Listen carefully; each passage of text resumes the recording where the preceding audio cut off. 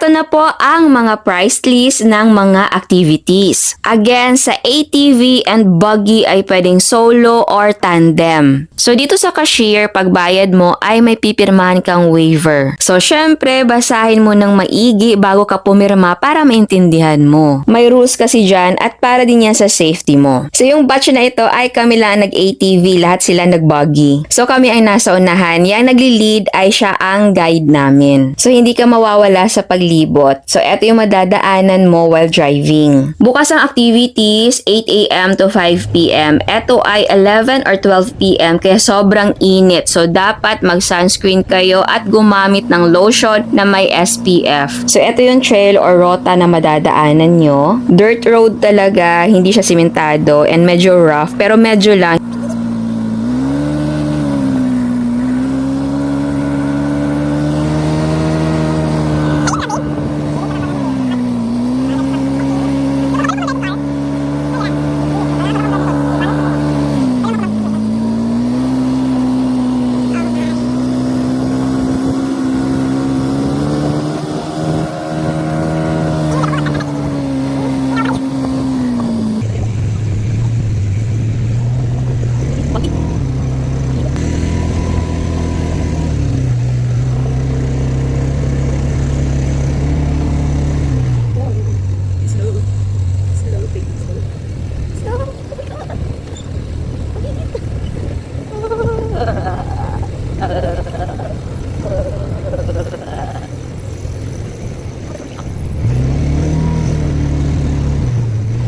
Tumigil dito yung guy dahil kinuha niya yung phone ko dahil siya yung kukuha ng video sa amin. Sobrang tuwa namin dahil may video kami, nakitang-kita talaga na nakasakay kami sa ATV. And yes, nagbigay kami ng tip dahil na-appreciate namin ang ginawa ni Kuya.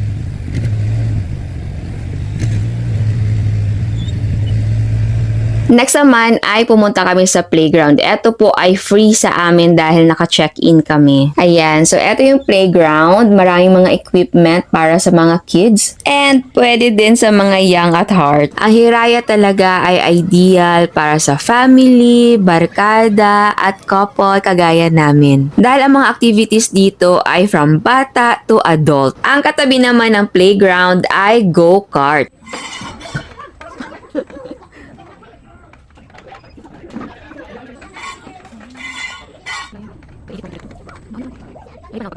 And dito din ang rainbow slide.